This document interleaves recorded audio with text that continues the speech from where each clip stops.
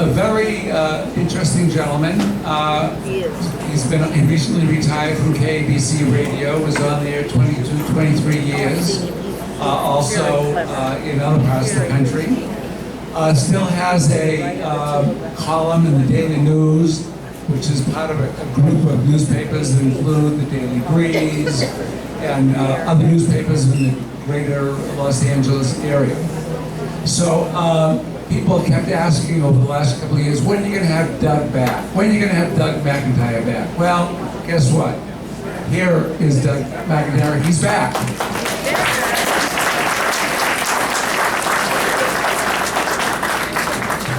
Actually, good evening, everybody. Thanks so much for having me. Thanks for being here tonight, especially with a little bit of rain around. We all know Angelinos were water soluble. You're not probably familiar with microphones, but in this case, you get about an inch away. Well, can you hear me? Yeah. So, you haven't missed anything. So, let me tell you, it was actually 11 years ago that I was here, and I was such a sensation. Oh, good. It just took 11 years to have me back.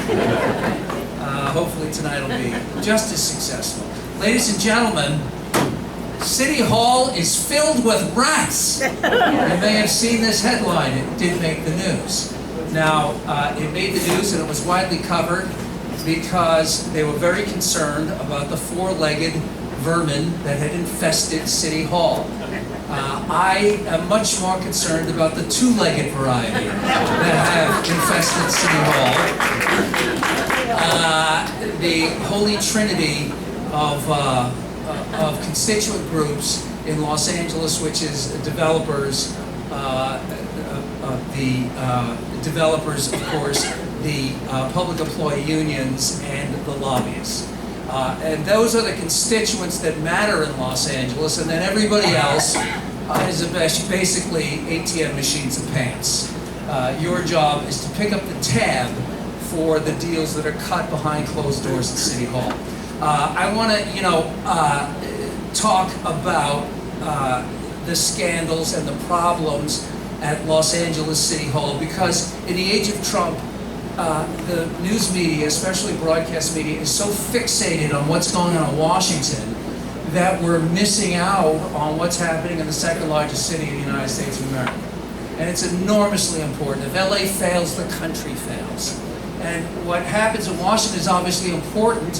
What happens in Sherman Oaks and what happens in the San Fernando Valley, what happens in Los Angeles is just as important on a day-in-day basis, as you know, affects your lives arguably more than what happens in Washington does.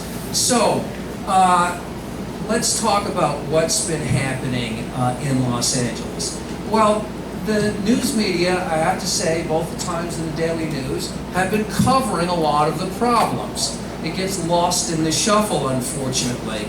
And there's, the obvious ones like Jose Lizar getting, the FBI coming to his house and his office and rolling out boxes marked fundraising on an appliance dolly with a search warrant for the FBI. All right, that's a good start. But as is often the case, the biggest crime is what's legal. And this is an example. Let's go back to the days of Antonio Villaraigosa, who I dined out on for years, by the way, with a great tip of the cap to Antonio Villaraigosa. He came out frequently in my columns and also on the radio show. But when Tony V was mayor of Los Angeles, he got pinched for accepting tickets and perks that he was not entitled to, and was slapped with the largest ethics violation fine in the history of Los Angeles at $130,000. So what did he do? Well, he opened up 3 legal defense funds to pay the fine. Now, why did he do that? He did that because the city's ethics laws have a cap on how much any individual legal defense fund can raise. Unfortunately, there's no law that says you can't open multiple legal defense funds. So the mayor who got pinched and fined for taking free stuff paid the fine with free money. Perfectly legal. You tried. And this is what I mean by there's capital C corruption, which is easy to catch, relatively speaking. And then there's small c corruption, which is the stuff that's baked into the system. And that's what we're up against. And that's what I was very happy to hear Daniel from David Ryu's office talk about, the reforms coming that Councilman Ryu is pushing on campaign finance. Because How long ago was it that the Harbor Gateway developer was arrested? And we know that this giant apartment complex, the Seabreeze complex, they had laundered campaign contributions through gardeners and through drywallers into the various campaigns, and all of a sudden, presto changeo, 10 more floors go into the development, and the massive complex gets the green light from the city council after it had been rejected. Well, that's how this city has been run. There's only two things that grow in darkness, and that is mushrooms and corruption. And unfortunately, what we have seen happen in LA is what I call the Sacramentoing of Spring Street. Because in Sacramento, a place that governs in total anonymity, there is a place that makes the news only when the Lakers are playing the Kings or when a movie star is governor. Then they have a passing interest in what goes on in Sacramento. But the culture of Sacramento is literally, it's the cone of silence. They have it set up so that for reporters, for anybody who deigns to actually go in there and cover it, they can't get to the legislators. They can only meet them in a press room, and if a legislator chooses not to go into the press room, there is no way to get past that barrier back to the offices to talk to anybody. They literally have walled themselves off from any kind of accountability or transparency.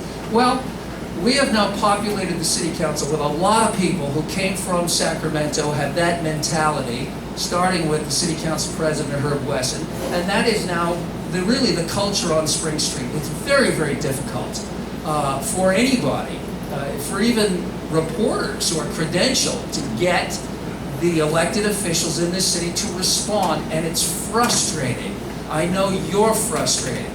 I'm frustrated, having covered them for over almost 25 years. And then they get mad at you when you get things wrong. They get mad at you when you misreport things. And I've had this argument both on air, in the newspaper, and in private conversations, said, you're the guys that make it almost impossible to get to the bottom of anything, and then you get mad at us when we get things wrong, because the level of communication is terrible for the most part between our elected officials and the residents and the citizens of this city. It's not right. Those of you who own businesses have probably, or live in a condo, a complex, or an apartment complex, may be familiar with the Recycler program. This genius move on the part of the city of Los Angeles, where they created trash monopolies. They sold the exclusive rights for trash hauling for $3.5 billion a year. 10 years, $35 billion coming into city coffers. What they did was they put a lot of private carters out of business. They took, all of a sudden, businesses could no longer negotiate the best prices for their trash hauling. The service, of course, how do you like your cable company? Really good? You enjoying those Dodger games? Since when does a monopoly ever improve service anywhere? We created a monopoly under the guise that it was a green initiative, but the green they were interested in was the $35 billion. And of course, what happened was the service is terrible, and the carting companies, because they're now a monopoly, started charging fees for opening gates and for pulling the dumpsters down to the trucks and the recycling cans down to the trucks. And of course, people were complaining about how expensive the crappy new service has become. So what did the city council do? 14-0 vote. They just voted to give $9.1 million a year to the carting companies to make up for not charging the customers the fees to open the gates and pull the cans down. So that's $91 million over 10 years is going to the carting companies, so that, in other words, instead of taking the money out of this pocket, we solve the problem by taking the money out of this pocket. But it's still coming out of the customers, it's still the public's money ultimately, but this is how the city has been operating. Now look, we just heard from the assistant district attorney. Look at what we asked city government to do. We got football nuts threatening to kill cops. We got catnappers. We got all kinds. City government has to deal with life at the granular level, and it also gets involved in things that are so far afield of what they should be doing that you wonder what you know, what is in the drinking water on Spring Street? You know, so most of us can, off the top of our head, tick off the things that on a general day in, day out basis are the things that really concern us. We all know traffic is a problem, but what's their answer to traffic? Their traffic is road diets to take lanes away in the most congested city in the country, and their answer is to take lanes away. I spent a significant amount of time over in Venice in the Mar Vista area where Councilman Bonin led the move for a road diet. Traffic calming is the more is another term they use. So this is pure Orwell to come up with these phrases. What they did was they took lanes away for bicycles, because that's the ideological quest, is that Mike Bonin likes to ride his bicycle and does once a month to City Hall from Venice. Well, I don't know about you, but I don't want to work next to the guy who rode his bicycle when it's 104 degrees across the floor of the San Fernando Valley unless they got a shower at work. All right? By the way, they do have a shower at City Hall. But the bottom line is that that's not a solution to a traffic problem. Now, I support mass transit, and I believe we have to have a world-class light rail system and mass transit system in order for this city to go forward into the rest of this century and beyond. But to punish people who are driving to work and picking up their kids, or just, you know, supporting the economy by shopping local businesses, to punish them by taking lanes away before there is a practical alternative in place is not what we elect local government to do. It's punitive. This is not the function of local government. It's ideology that really, it's putting ideology ahead of people's actual lives. And it's really destructive. And you can talk to the LAFD and other safety experts, and in the neighborhoods where road diets have been imposed, it has created a safety risk for fire departments, and in fact, accidents have gone up in those neighborhoods. So it's not working on top of everything else. There's a whole bunch of other issues that we could get into. The crazy train, and you know, Jerry Brown's bullet train, and issues like that. To me, this is one of the great lost opportunities in the history of the state of California. A project that was sold to the public as a $38 million project, ballooned up to $98 billion, which is a staggering number. It's an astronomer's number. And then because people had such a reaction to it, all of a sudden, presto changeo, I think with, you know, some kind of market testing, they came up with a magic number of $68 billion. The Rubes will buy $68 billion, just, you know. And then it ballooned back up to $98 billion. Can you imagine what kind of a light rail system we could build for a fraction of that money? I mean, we could have a subway from my house to your house. We could have a world-class light rail system that would accomplish the following. One, it would be great for the environment because it would actually take cars off the roads. Two, it would restore quality of life in a city where we are losing our lives, lost in the Sepulveda Pass, and trying to get from Woodland Hills to Burbank and back in a reasonable amount of time. But instead, we threw enormous resources at this ridiculous boondoggle.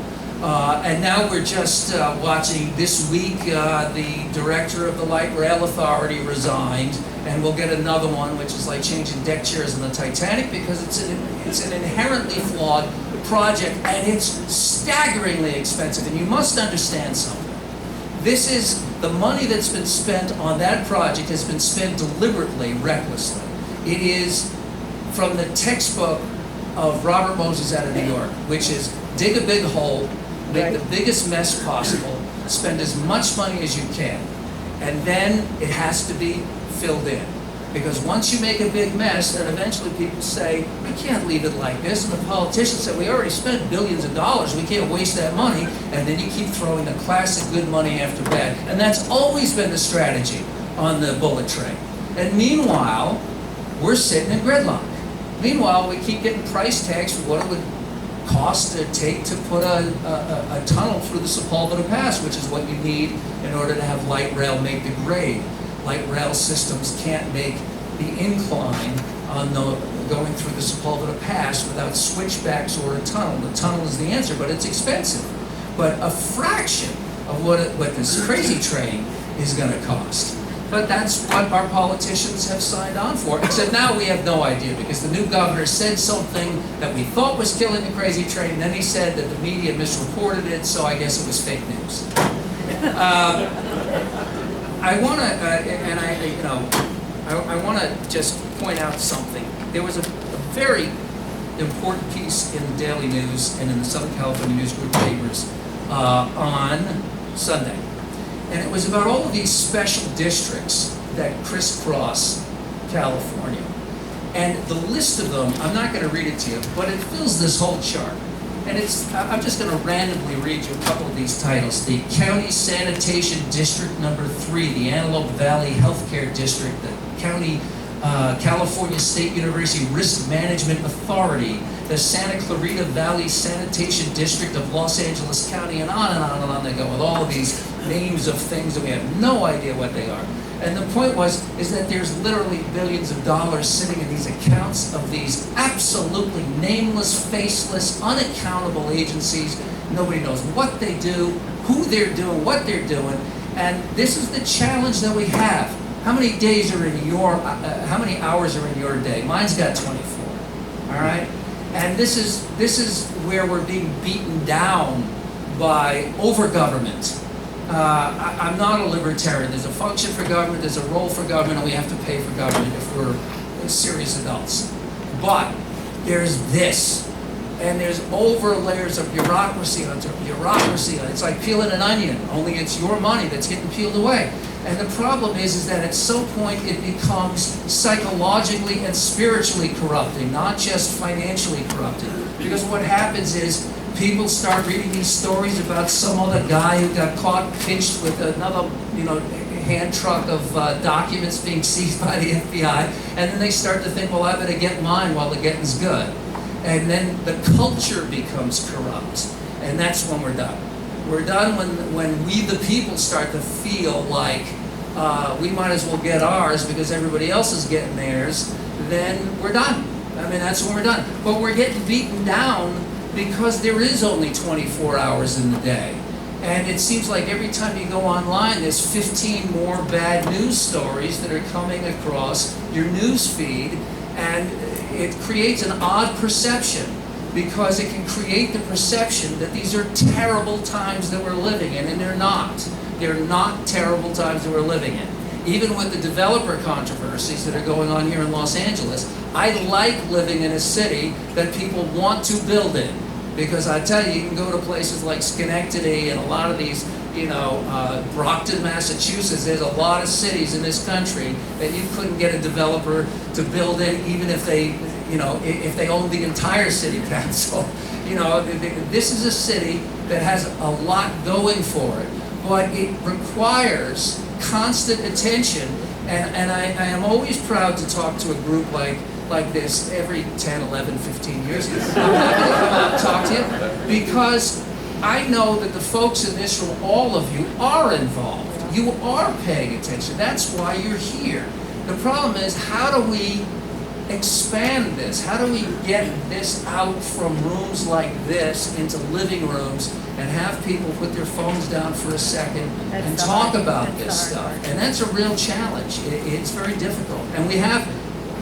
And I got to watch the clock. You can watch the clock for me, please, Richard, because otherwise I'll prattle on like this. My show was 5 hours a day. And asked my wife, she's sitting over there.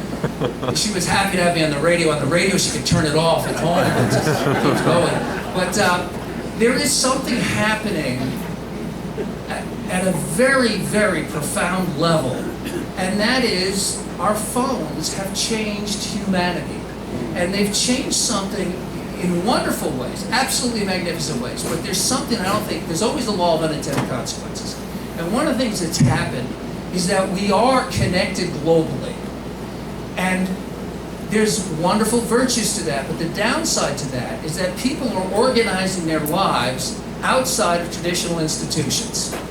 And groups like homeowners associations in many places, not Sherman Oaks, I'm happy to report, but in many cases are struggling to get people to participate. PTAs have gone closed in school systems because they can't get parents to join. Because people are finding their communities online, and those communities could be anywhere. Anybody who's got a kid or a grandkid who's got a game system, their friends may be on the other side of the world. What does that mean? Well, the upside is it means that they're connected to other people and they're learning about other ways of life, bringing the world closer together. That's wonderful.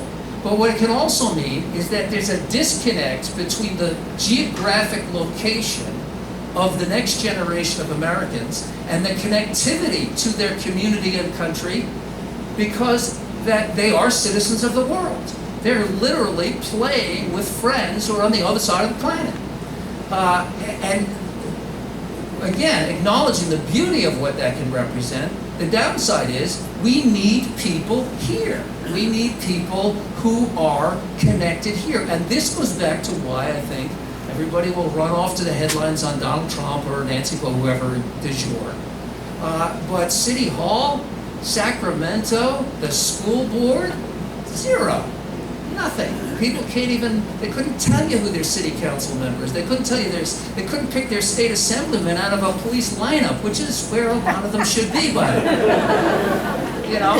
So this is, this is a challenge for us. This is a real challenge for us, because there are factors in play here that have never existed in the world before. Up until this epoch, you always found people who were connected to their community. You'd have occasional catnappers and lunatics, but you would have people who were involved in their communities because that was this focus of their lives. But now people have a focus on their phones, and that can take them to places way beyond their neighborhood. So the heavy lifting falls on the few, as it, almost always does, but it's becoming a bigger challenge going forward. And I don't have the solution to it, but I bring it up only so that we can continue the conversation, because I do think that this is something, when the history of this time is written, I believe that cultural change is something that will be as profound as, as the Wright brothers giving wings to men, or Henry Ford putting wheels in people's lives, or splitting the atom. I mean, I just think it's a profound change that has local implications. So, with all of these things, I got one more story that I did make to tell you, because to me this is so LA. There's a story in the LA Times about a serial groper who was arrested on a Metro bus. Did you see this story? Yeah. This guy was arrested 10 times for grabbing women's buttocks and other body parts on public transportation. And he spent 364 days in jail, and he's on probation. But they dropped the hammer on him. He's been banned from buses. Now, the reason I find this so LA is that apparently the first 9 gropings is on the house. Like that 10th one, coming after. I mean, you can't make that. All right, so there's so many things. I know we're going to do some questions. There's so many issues we can talk about. Everything from obviously the housing problem to the homelessness issue, which is an absolute embarrassment. It's just on Thanksgiving, my wife, who's a much better person than I, was involved in a food bank in downtown Los Angeles. So we went down to bring some stuff to this shelter that was doing a Thanksgiving kitchen. And driving around the streets in downtown Los Angeles was, the only word for it was a shame. I mean, it was shameful to see this in the streets of Los Angeles. And we know that it's not just downtown Los Angeles anymore. It's in green spaces. It's a huge problem that we must come to terms with. But how do we fix this problem? How do we get government to be more responsive when you feel like they don't really want to hear from you, they don't really care? There's firewalls up. A lot of these legislators have their websites set up so that if they ask you to put in your zip code, and if your zip code isn't in their district, it bounces the email back, so you can't even get to them. But they can tax you, they can take your property, because they can vote on stuff, but you can't even reach out to them. I mean, that's outrageous. Every one of these websites at City Hall should, by law, have to post the voting record of every member. You're paying for those websites. Why do we have to go fishing to find out whether they were a yay or nay vote on something and go through all those first readings and second readings, and it's all that, parliamentary gobbledygook that just makes your eyes roll into the back of your head. You're paying for the websites. The website should have on page 1, clearly visible, what the council person voted for yes and no in plain language. It's not that complicated. By the way, that idea was Ralph Nader's. I did an event with him 20 years ago, and it was a hell of a good idea. It's a simple fix to put information in front of the people. And what's wrong with that? If you got nothing to hide, you got nothing to hide. So, last point, and then we'll take some questions. People will ask, I'm going to say something that for some of you will be so horribly obnoxious that you will curse him and you will hope that I never come back here again. But I'm serious about what I'm about to say. Part of the fix of this is that you're going to have to vote for Republicans. Okay, now I know, that's a tough pill for somebody to swallow. Now let me qualify this. If I were giving this speech in Biloxi, Mississippi, or in Montgomery, Alabama, I would end by saying you're going to have to vote for Democrats. And the reason I say you're going to have to vote for Republicans is not to endorse the Republican Party or any of those people, because frankly a lot of them are creeping out. But the point of this is that one-party rule is the oldest axiom in all of politics. Absolute power corrupts absolutely. And this is the problem. This is how we got here, is that we're a one-party rule state right now. And as long as we're just going to automatically, reflexively look at if you hate Donald Trump or you hate whoever on the right, and you're just going to transpose that onto every candidate at every level of government, then you're just going to get a rubber stamp that perpetuates the system we have. And that would be true in the reddest of red states as well. That the only way that you can have a healthy body politic is to hold people accountable. And the ultimate accountability is on election day. We tried term limits, and you know what we did with term, I supported term limits. I was totally wrong. Here's what happened with term limits. Now in the last year, or last 2 years, when a candidate, or an incumbent I should say, is about to be termed out, they start looking for another seat to run for. And if they can't find another office that's low-hanging fruit, then they whore themselves out to lobbyists who are going to be their next paycheck. And guess what happens? The candidates who are termed out leave, and in come the new people, but you know who never leaves are the lobbyists. And in Sacramento right now, the lobbyists are literally writing the legislation and handing it to legislators, and the legislators just shepherd it through the system. Because the lobbyists know how Sacramento works better than the legislators do. This is a terrible system. The best system is for voters, if they like their representative, to have that representative. And if they don't like that representative, then you have to vote them out. And sometimes that means crossing party lines. And I know in these hyper-partisan times, that's a bitter pill for people to swallow. Because we've seen some really aberrant behavior from some of our top people, and there's a ripple effect. And we've lived it, because right now, in my opinion, this is just one man's opinion, we have a sheriff in LA County who is really, it's early in the game, but it's not pretty. It's really a very wildly radical approach to law enforcement, and largely because Sheriff Villanueva was successful in portraying Sheriff Jim McDonald as part of the Trump administration. Yeah.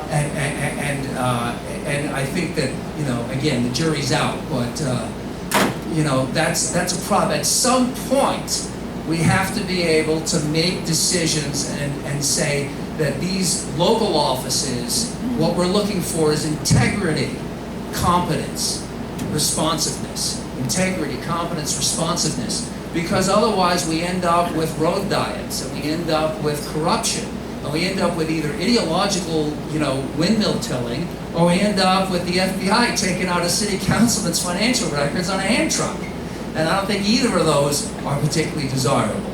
I have gas bagged enough.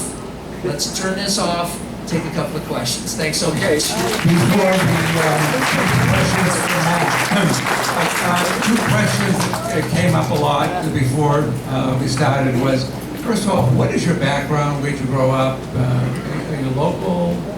I grew up in New York. I've been here for 33 years. So I in the Valley the whole time, landed in Burbank. Started as a TV writer and still do some of that.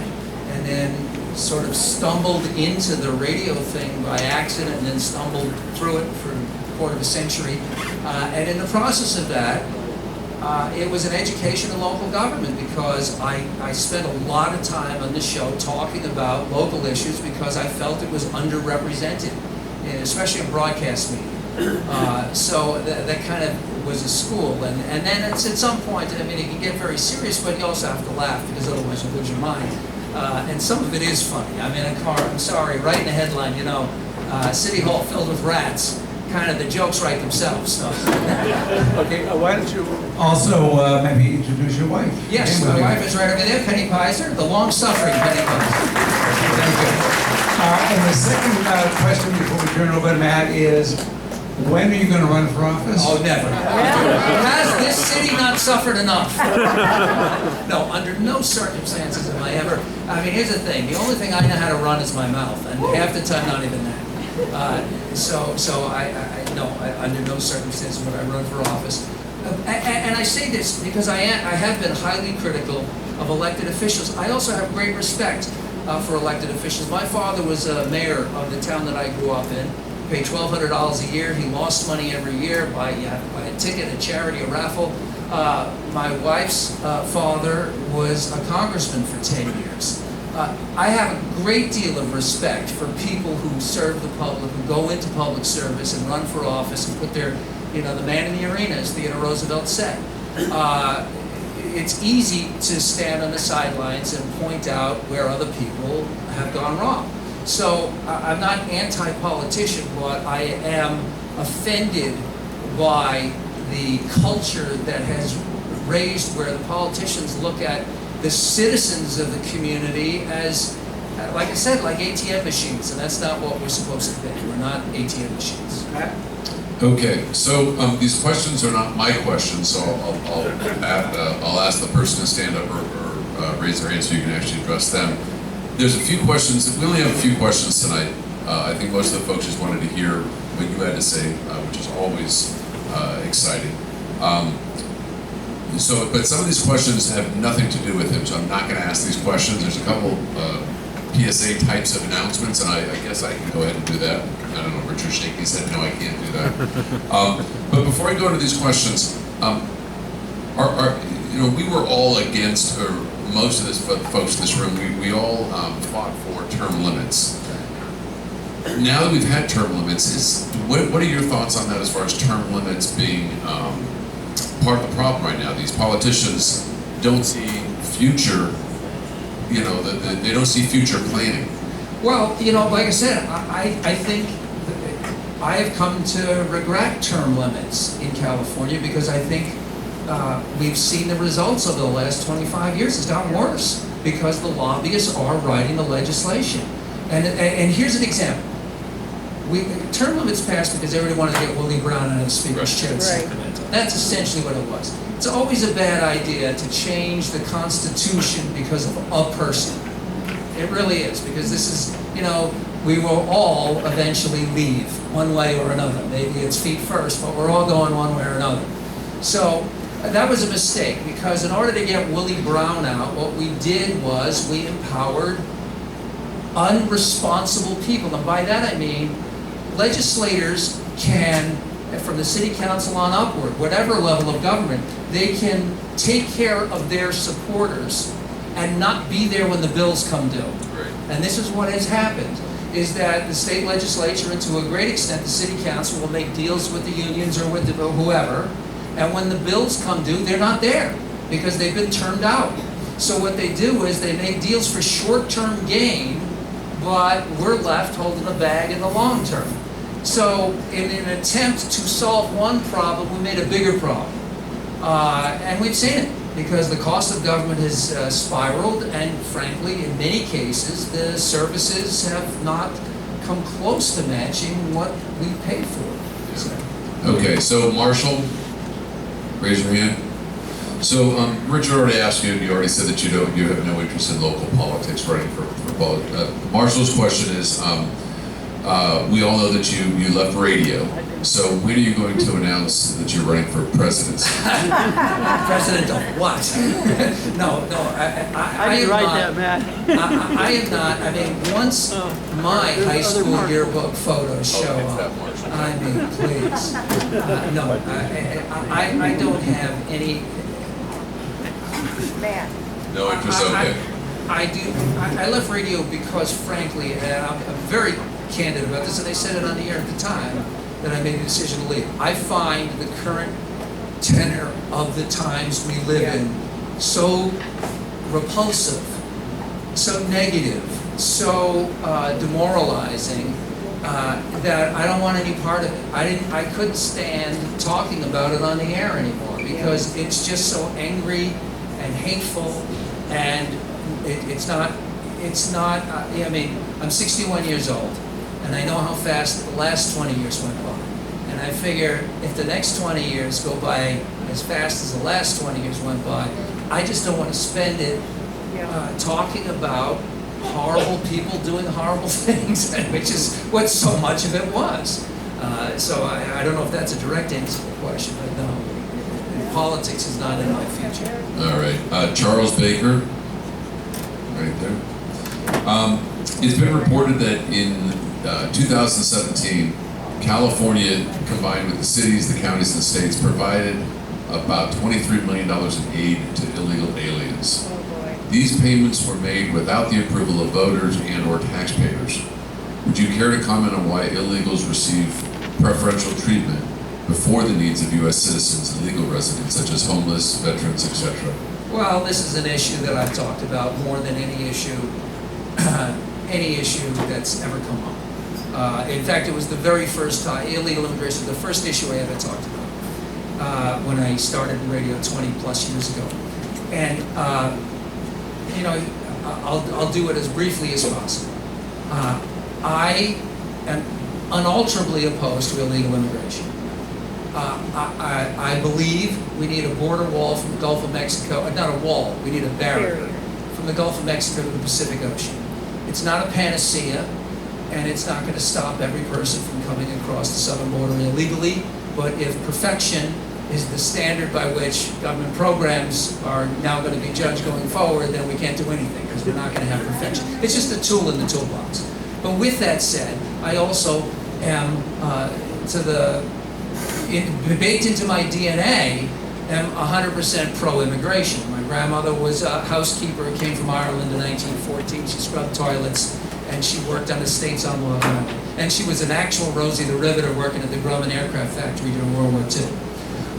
So this issue drives me crazy, because it's totally solvable.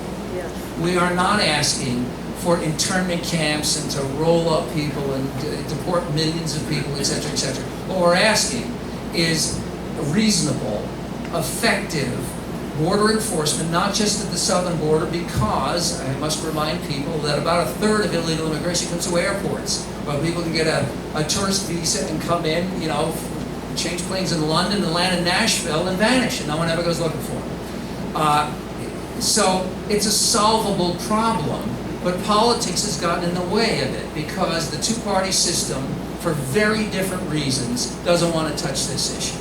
The Democrats benefit from what they see as a future block of voters who will be loyal to them, and in the short term, customers for social welfare programs they administer, and the Republicans were taking care of their corporate benefactors who wanted to flood the market with cheap labor, because you can't outsource every job. A driveway paver has to be where the driveway is, and the meatpacking and poultry industry requires product fresh to market. So that's what they did, was they flooded the market with cheaper laborers, and they cheapened labor. And I find this offensive, because I've seen this happen here in the Valley. I've seen this happen with kids in the San Fernando Valley who have never cut their own lawn. They've never skimmed the pool. They've never cut hedges. And what we've done is we've devalued sweat. We have devalued the nature of work itself, and this is outrageous because you know something? There is no job Americans won't do. There are jobs Americans won't do for sub-living wages, but there are no jobs Americans. I can promise you that people in Maine were not waiting for people from Honduras to come and get their potatoes for them. They were picking the potatoes, you know. So it makes me nuts, but because the politics is obnoxious and it's divisive. And what's happened is the frustration over decades of Stonewall. By the way, I'd like to point out, going back to August 4th, 1977, President Jimmy Carter issued a white paper on how destructive to the wages of working people illegal immigration is. That was in 1977. So we've known about this the problem goes back to the Immigration Reform Act of 1965, but let's not get lost in the weeds. The point is that there is a reasonable solution here. We should have a border barrier, we should have internal enforcement, and we should immediately, in my opinion, have an amnesty for the DACA kids. Because I do not believe that we should visit the sins of the father on the son. That we do not blame children for decisions that their parents made to bring them here. But on the other hand, we cannot divorce the two issues. If you give amnesty to the kids, then you are essentially giving the parents the keys to the kingdom, because the anchor baby situation is a real phenomenon. If you're in the country illegally, you don't qualify for social welfare programs. But if you have a child, the child is an American citizen and qualifies to aid the family with dependent children. And now you're in a system. And this has been going on for a very long time. And we've exceeded the absolute atrocity of wealthy people from other countries, mostly from Asia, but not exclusively, with birth tourism, where literally there's a whole industry that bring women in the third trimester over. They have hotels or housing, doctors set up, give birth to a child in the United States, and then after a brief recovery period, fly home with a baby, and with a baby who has an American passport. And that American passport is a ticket out of town in case Pajama Boy in North Korea decides to start launching missiles. And this has been happening for a long time. You can't tell me that the 14th and 15th Amendment of the Constitution that was passed in order to grant citizenship and protect the citizenship of emancipated slaves was meant so somebody could job the system from Korea. I'm sorry. I'll never buy that that was the intent of the 14th and 15th Amendment. Thank you. Thank you. One more question. Will you come back less than 11 years? What are you doing in August of 2026? Because I have an opening. Okay. Thank you. I got an opening up there. Thank you so much for having me. You need an honest person. You need an honest person. Does he have a website? Does he have a website? DougMcIntyre.com. DougMcIntyre.com. That's all. And the column is every Sunday in the LA Daily News and the Orange County Register and the Long Beach Press Telegram, Pasadena Star, all those papers. Okay, Jules, what do you have there?